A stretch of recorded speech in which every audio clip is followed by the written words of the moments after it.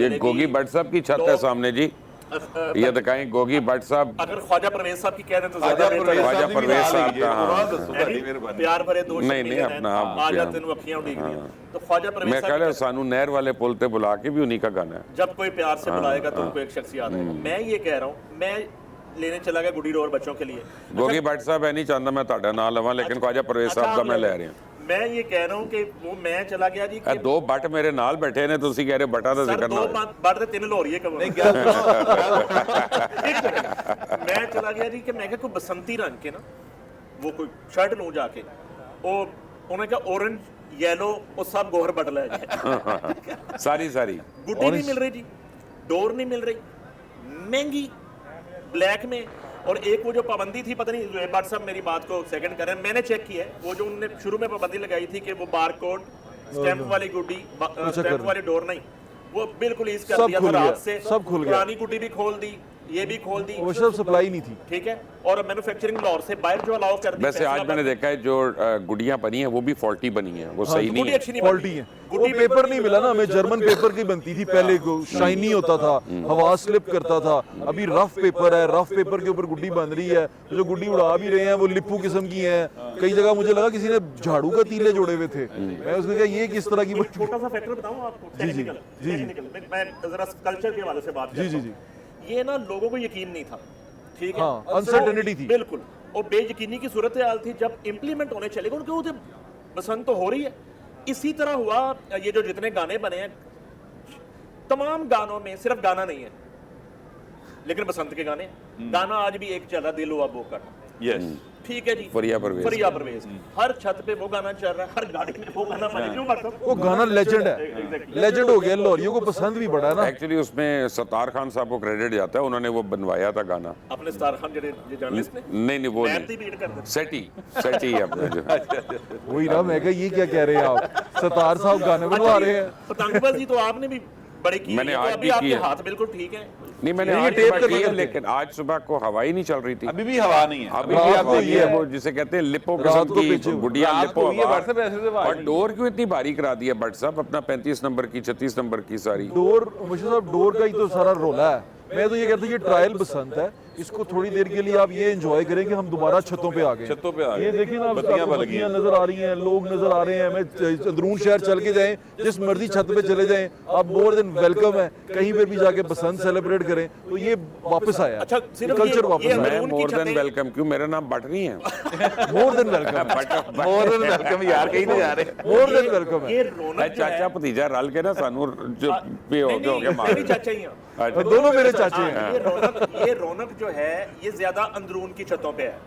Gulberg, DHA, even आगे निकल जाएं आप जौहर टाउन, वलेंशिया, और लोगों को पता नहीं सी बसंत दोबारा उन्होंने सोलर ला लेने, छाते जगह नहीं गुड्डी उड़ाने वास्ते, सोलर ला लेने लोगों ने लाए नहीं, और दो प्लेटा ला के ना एक बंदा खड़ा हो गुड्डी उड़ा रहे।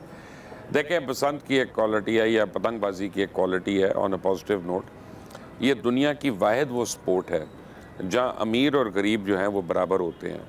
आप 10,000 रुपए की डोर लेके 50,000 की डोर लेके आप छत पे गुड्डी उड़ा लें, और कोई बच्चा अगले वाली छत पे खड़ा होगा या ज़मीन पे वो कांटी मारेगा, काट के ले जाएगा, और आप ही की लूटी हुई गुड्डी से दोबारा आपकी अगली गुड्डी काट रहा होगा।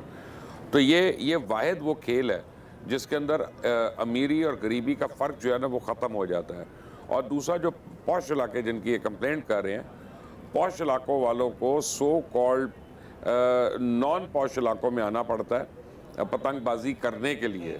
यानी आप अगर कैंट में या डीएचए में जाके अपनी छतों पे करते हैं तो इक्का दुक्का आप गुड्डी उड़ा सकते हैं, लेकिन यहाँ पे तो हर जगह पे ही हो रहा है। नहीं मनीष साहब, बहुत ही ट्रेजिक वाक़या हुआ है ये इस्लामाबाद में, ज़ाहिर है, और ख़ास तौर पे एक ऐसे दिन जब ज़ाहिर है पंजाब का जो कैपिटल है वहाँ पे बसंत मनाई जा रही है, खुशी मनाई जा रही है, और इस दौरान ये वाक़या हो जाना।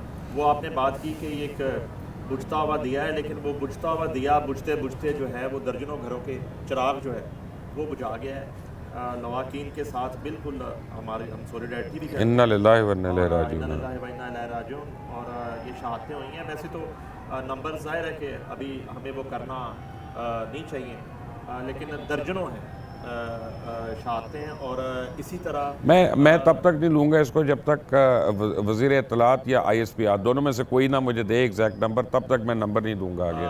मगर ये है कि देखिए मुबश्शिर साहब, ये इस्लामाबाद और रावलपिंडी में इन वाक़यात का बददस्तूर हो जाना, ये बड़ा एक लम्हा फ़िक्रिया है।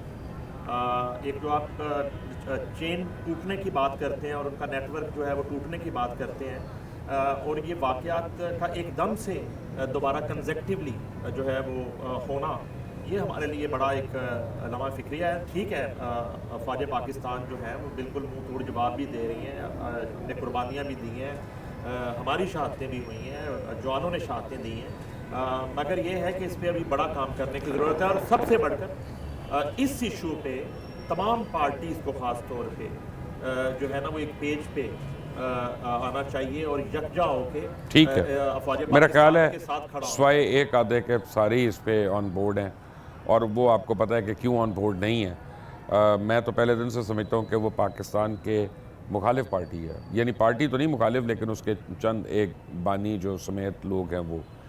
बट इस वक्त आज क्या जिक्र करना, गौर भट्ट साहब, एक बात भी समझाने की ज़रूरत है लोगों को कि हतमी तौर पे सिक्योरिटी कहीं नहीं हो सकती। 9/11 जब हुआ था तो अमेरिका में 5 जहाज़ एक साथ जो है जाके कई जगहों पे लग गए, हाईजैक भी हुए और फिर लगे भी और सब कुछ हुआ।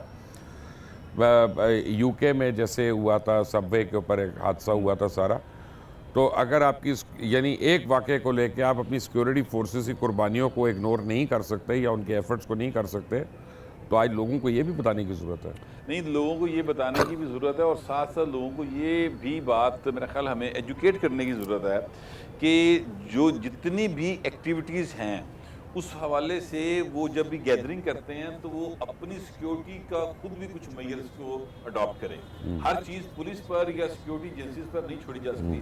मिसाल के तौर पे अभी हम यहाँ एक सेट लगाया, हम यहाँ बैठे हैं, ये बिल्डिंग है, इसमें हम जब ऊपर आए तो नीचे गार्ड खड़ा है, उसने पूछा किधर जाना है, मैंने बताया मुबश्शिर साहब के प्रोग्राम में, उन्होंने कहा ओके। आगे रिसेप्शनिस्ट है, रिसेप्शनिस्ट मुझे लेकर आगे प्रोड्यूसर के पास गया, तो स्टेप्स है ना।